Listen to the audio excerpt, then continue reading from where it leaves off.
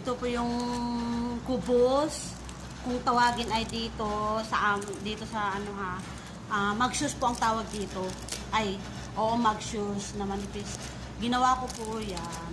Ayan, kasi may pakain si nanay bukas ng umaga.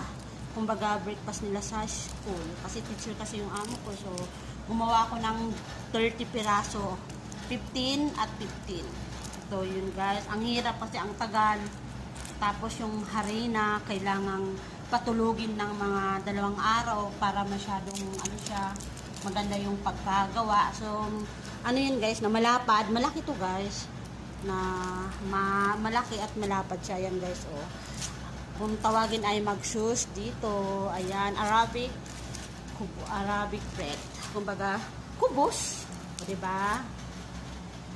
Okay, salamat.